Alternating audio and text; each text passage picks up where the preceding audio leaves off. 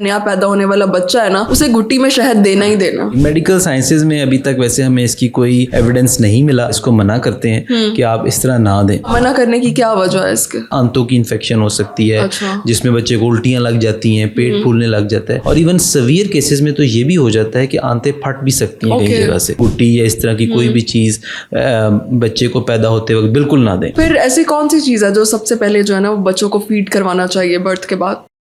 Doctor صاحب, ہماری society کا ایک بہت بڑا مسئلہ ہے کہ جو بھی نیو بورن بیبی ہے یا نیا پیدا ہونے والا بچہ ہے نا, اسے گٹی میں شہد دینا ہی دینا, چاہے کچھ بھی ہو جائے. ہاں بالکل, آپ نے ایسے ہی کہا کہ ایون ہمارے سامنے اکثر ہوتا ہے ایسا کہ ماں باپ آ رہے ہوتے ہیں یا دادا دادی آ رہے ہیں, نانا نانی آ رہے ہیں, وہ بچے کو آگے گٹی دینا سٹارٹ کر دیتے ہیں شاید.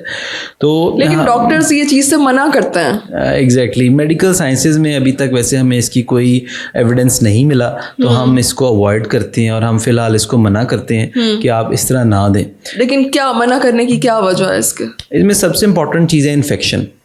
کہ ہمیں نہیں پتا وہ جو شہد ہے اس میں کتنے جراثیم ہیں, اور وہ جس طریقے سے بچے کو دیا جا رہا ہے, آپ کے ہاتھ پہ کتنے جراثیم لگے ہیں, یا آپ کسی چمچ سے پلا رہے ہیں اس میں کتنے جراثیم لگے ہیں. کیونکہ جب بچہ پیدا ہوتا ہے اس کی باڈی میں امیونٹی بہت کم ہوتی ہے, تو اگر چھوٹی سے چھوٹی انفیکشن بھی اس کی باڈی میں خدا نخواستہ کسی بھی طریقے سے چلی جائے تو وہ اس کے لیے بہت پرابلمٹک ہو سکتی ہے. صحیح. تو صرف یہ انفیکشن سے بچنے کے لیے ڈاکٹر جو ہے وہ اس کو منع کرتے ہیں؟ جی, انفیکشن چھوٹے بچے کے لیے جو سب سے ڈینجرس چیز ہے وہ اس کی انفیکشن. کچھ بچوں میں چانسز ہوتے ہیں اس کے؟ جی, کچھ بچوں میں نہیں, کچھ بچوں میں ہوتے ہیں. اگر ہم 10 میں سے لیں تو ایک بچے میں انفیکشن ہو سکتی ہے, 9 بچے بالکل ٹھیک بھی ہو سکتے ہیں. لیکن ہماری کوشش ہوتی ہے کہ 10 کے 10 ٹھیک ہو. جو ایک بیمار ہے ہو گیا وہ اس میں پھر سیویئر انفیکشن ہو سکتی ہیں, انٹسٹائن آنتوں کی انفیکشن ہو سکتی ہے جس میں بچے کو الٹیاں لگ جاتی ہیں, پیٹ پھولنے لگ جاتا ہے, اور ایون سیویئر کیسز میں تو یہ بھی ہو جاتا ہے کہ آنتیں پھٹ بھی سکتی ہیں کئی جگہ سے, اتنی سیویئر انفیکشنز بھی ہو جاتی ہیں. اس لیے ہم بالکل اوائڈ کرتے ہیں کہ بالکل گٹی یا اس طرح کی کوئی بھی چیز بچے کو پیدا ہوتے وقت بالکل نہ دیں. لیکن ہم نے باز نہیں آنا. بس ہماری سوسائٹی ہے, ہم کوشش کرتے رہیں گے اویئرنیس کریٹ کرنے کی, انشاءاللہ کبھی نہ کبھی بہتر. ٹھیک ہے. اس طرح کا کوئی کیس آیا آپ کے پاس کبھی؟ جی, ہمارے پاس آتے رہتے ہیں. اس کو ہم اپنی زبان میں نیکروٹائزنگ انٹیروکولائٹس بولتے ہیں, جس میں یہ ہوتا ہے کہ بچے کو گوٹی دی جاتی ہے اور انٹسٹائن کے اندر جا کے انفیکشن شروع ہو جاتی ہے. ہم پہلے کوشش کرتے ہیں کہ اینٹی بایوٹکس کے ذریعے اس انفیکشن کو ٹریٹ کریں, لیکن کافی دفعہ ہمیں ایسا ہوتا ہے کہ اینٹی بایوٹکس سے ٹھیک نہیں ہوتی, پھر ہمیں آپریٹ کرنا پڑتا ہے, اور آپریٹ کر کے جو انٹسٹائن جہاں پہ وہ انفیکشن پڑی ہوتی ہے اس کو باہر نکالنا پڑتا ہے, اور پھر ہمیں اس کو, تو وہ کافی پرابلمٹک ہو سکتا ہے بچوں کے لیے, تو اس کو اوائڈ کرنا چاہیے. ٹھیک ہے. تو پھر ایسی کون سی چیز ہے جو سب سے پہلے جو ہے نا وہ بچوں کو فیڈ کروانا چاہیے برتھ کے بعد؟ بیسٹ جو ہے نا بچے کے لیے برتھ کے بعد وہ ہے مدر فیڈ. اس سے بیسٹ کوئی بھی چیز نہیں ہے.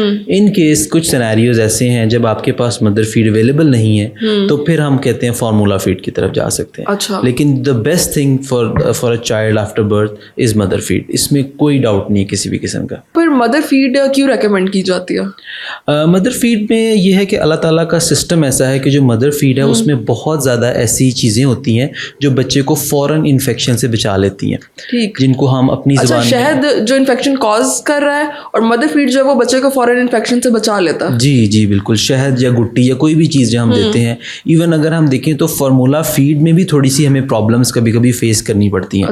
Mother feed is an ideal thing for this. اس میں ایک ایسی خاص چیز ہوتی ہے جس کو ہم اپنی زبان میں بولتے ہیں امیونوگلوبولنس.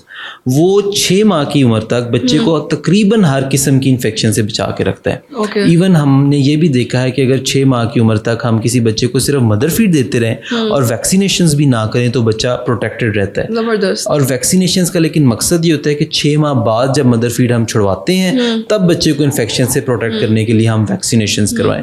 تو جب بھی بچہ پیدا ہو کوشش کریں مدر فیڈ دیں اس کو, اور اس کی ویکسینیشنز ان ٹائم کروائیں. اگر کبھی مدر فیڈ نہ آ رہا ہو تو ہم پھر فارمولا فیڈ کی طرف جاتے ہیں. اور فارمولا فیڈ دیتے ہوئے بھی ہم پیرنٹس کو بہت ایڈوائز کرتے ہیں کہ کوشش کریں کہ جو آپ فیڈرز یوز کر رہے ہیں ان کو نیٹ اینڈ کلین ہونا چاہیے, صاف ہونا چاہیے. بہت زیادہ دیر کے لیے آپ فارمولا فیڈ بنا کے نہیں رکھ سکتے.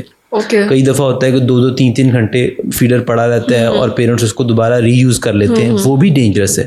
صحیح. وہ بھی نہیں آپ تھوڑی کوانٹٹی میں فیڈ بنائیں, بچے کو دیں, اگر بچہ لیتا ہے ٹھیک ہے, نہیں لیتا آپ اس کو ڈسکارڈ کر دیں, آپ نیو بنائیں.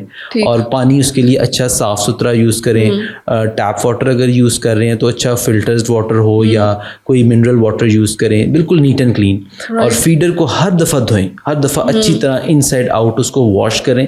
اور اگر کچھ مشینز ایسی آتی ہیں جس سے اسٹیرلائزڈ بھی ہو جاتے ہیں فیڈر, تو آپ کوشش کریں وہ بھی یوز کر سکتے ہیں.